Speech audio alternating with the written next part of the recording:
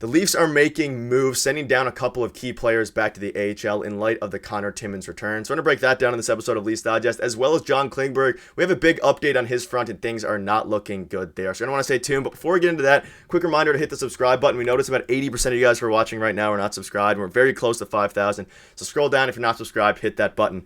All right, Darius, we have some stuff to get into today, some good, some bad, and a couple of players are going down, and I discussed this in yesterday's video.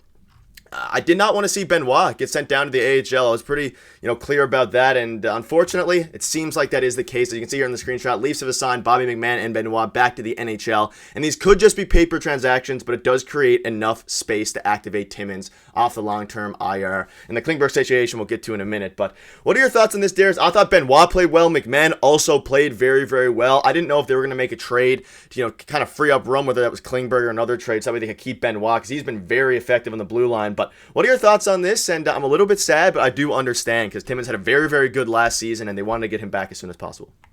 Well, there's two things to this, right? You got the Conor Timmins coming back from injury thing. They need the cap space, but it's also an example of the NHL having the weirdest rules out of any of the four major sports. It's solely a paper transactional thing, I believe, because there's a rule where if you play 10 games or spend 30 days in a row in the NHL, you'll have to go through waivers once again. And the Leafs want to avoid that. McMahon spent 10 days and he played 3 games. Benoit was at 22 days, so he was almost there. He was really effective, actually. Yeah. I think he was out for more goals for than against. Pretty surprising, and he's a good physical presence for the Leafs. This could just be something that they're sending them down for the day. They could bring them back up, or maybe it's a little bit of cap relief just to get Timmins off LTIR. But again, I think Benoit has been so effective that we won't see him in the Marlies for long. I think he's kind of earned a spot there, at least for the time being. And McMahon was effective as well. I mean, the fourth line had 2 goals against the Vancouver Canucks before the Leafs left for Sweden. And he's been great on the penalty kill as well. And he's had a great year for the Marlies so far until he was called up. So I don't think it's something that's, long term. I think it's just clearly transactional paper transactions. So I don't think we'll see them gone for too long. Yeah, I hope not. And like you said, that third and fourth line has kind of been the story of the last week or two, especially since Ryan Reeves kind of got sent to the bench. And like you said, most likely a paper transaction. The NHL has some super weird rules, and this kind of goes into it a bit more. Basically, what you just said is summed up in the screenshot, so feel free to pause and read that, because it is super weird. But yeah, looking at Benoit's stats, and again, he didn't put up many points or any points at all. But what he did do, like you said, if you look at the advanced metrics, there were tons out there. I covered them in the videos from a few days ago, and I don't know, I just noticed him every single game on the ice, and obviously he doesn't have a ton of experience. We saw him with the Anaheim Ducks. He was a very, very effective defenseman for that team in 2022 and 2021, albeit their defense in general was very, very bad in those years. He still was a guy who had NHL experience, so I expected when he came up he would have some sort of impact, but a much bigger impact than I thought. And yeah, it's just something to keep an eye on. I hope they're not gone for too long, especially Benoit. I feel like I have a soft spot for him, but like you said, McMahon is having a great season in the AHL as well, and I don't know. I just don't want to see them gone long, and I don't know. I really, really hope that it's just paper transaction. Yeah, and I mean, if you look at another guy in the Marlies too, this could be something where they're just shuffling guys around and giving guys other opportunities. If you look at the Marlies too, Alex Steeves has had an amazing year. I mean, I think he's up to 10 goals on the season now. He's had a 8-game point streak just recently where he scored 8 goals in those 8 games. So he might be getting a look too. It's not maybe, so much Bobby McMahon's fault. Maybe Alex Steeves has just earned a spot and they want to give him a look this coming week. So there's a lot of moving pieces. I don't think we'll see these guys, gone for too long. I think they just want to see what they have in the organization. And like you said, Benoit, effective player. Surprisingly, I wasn't expecting too much out of him. But maybe it's the mustache too, the super mustache he has going on. So you can't miss him. Every time he's on the ice, you're like, that's Benoit with the mustache. So he's been effective. He gets the puck up quick to the forwards. He does his job, and he throws some big hits. So he's been good. I don't think we'll see them gone for too long. No, and I'm super excited. Obviously, the plus side of this is Conor Timmins is going to be returning hopefully very, very soon, and hopefully he can provide some much needed help to our team as well. And I don't know, Benoit, the line was rolling. The team is rolling a little bit right now, so it's a little bit scary making any changes, but it was definitely well needed. So let's get into the Klingberg stuff now a little bit here.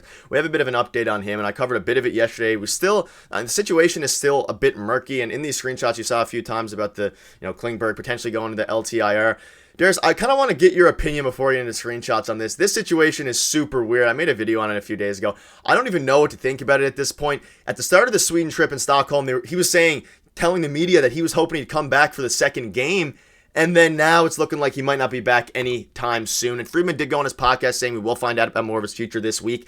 We don't know what that means, whether that's a trade, whether that's the LTIR. I think the consensus seems like the long-term IR, but again, there's Zadorov and Chris Tanev. If we end up getting both of them, it's most likely, the salaries match with Klingberg. But I don't know. What are your thoughts on this? I'll get into the update in a second, but it's just so strange. And yeah, I don't know. I don't even know what to think of it. It went from he's a little bit banged up and he's playing against the Canucks to he's going to take the first game in Sweden off. He might play the next game to he might never play again. It's really weird. Yeah. It's an incredibly weird situation. I think there's a little bit of lying and truth going on both sides here. Is he banged up? Probably. These guys are banged up throughout the year all the time. All right. A lot of guys play through injuries. I think Matthews played through injury all year last year. So there's some truth to that. Is he injured enough that he can never play again? I'm not sure. To sign a guy that is that injured, if it is a hip problem, which some people are speculating it is, that's a bad signing. If he has a bad hip and stuff like this might happen. The other option is he's going to a place some Leaf fans like to call Robidas Island. Yeah. Yes, where there's been some great Leafs who've visited over the years, like Joffrey Lupul and examples like that. But he could very well be headed there because he's had a poor start to the season. They're not sure how to shelter him. It's not that they don't know how to shelter him. I don't know if they have the personnel to shelter him correctly. And I think that's an issue in itself. So he might be headed to Robidas Island for no fault of his own, but he secured the bag and he may never play for the Leafs again. It's tough.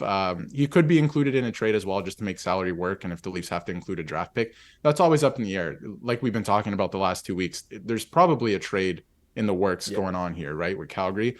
So he could be in the works for that too. Maybe they just don't want to play him so he doesn't get banged up. There was also rumors that, he wasn't on camera at all in Sweden. Did he even make the trip? And Sheldon Keefe was saying, the plane ride didn't help him. I did see a clip where he was at a talk show where Nylander was being interviewed. He was there. He was in Sweden. So we could put that to bed. All right, guys. It's an unfortunate situation for him. I feel bad for him as a player. But I think for the Leafs, it's strictly business. You have to give your team the best chance to win.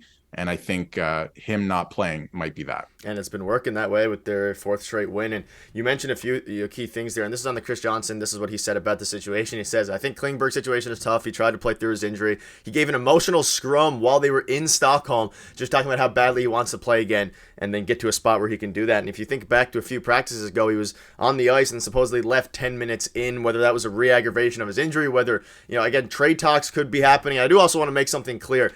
When I discuss in my videos and for any future videos, John Klingberg being a part of the trade, he is not the centerpiece of the deal. He is just to make salary work. So I know some people are saying that why would the Flames want Klingberg? They wouldn't want Klingberg, but to make salaries work, sometimes you got to throw guys in. So just to throw that out there. But I agree with you. I think it's somewhere in the middle, and it's only gotten weirder and weirder. I think he's probably a bit injured. He could probably play. I'd say whether they have a trade in the works, at this point, it doesn't really matter because they're playing better without him. Although, they signed him for $4+ million, so you'd think they want to see what he can give, at least because it's not like he had a good season last year either before they signed him. So it was a bit of a question mark signing, kind of hoping he would go back to his younger days. But I don't know, any thoughts on this before we wrap up? The situation's a mess, and I just want to see it resolved, whether that's a trade, or whether that's long-term IR, or whether it's the island for a while.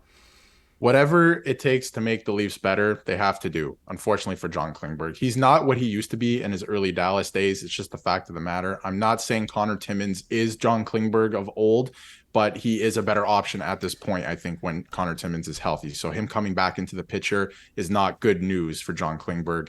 And if he is injured and can't play, then that's unfortunate as well. That they'll have to put him on LTIR. But I think for the time being, I don't think he's as banged up as they're saying. I think it's just a situation where he's not playing well. The Leafs have other options, and they're just unfortunately going to have to leave him on the island or include him in a trade package. Yeah, and at least with Timmins, you kind of know, his ceiling's a lot higher at this point of his career, and he'll give some energy and hopefully some more help to that blue line. But that'll wrap up the video. Thank you guys for watching. We'll see you tomorrow.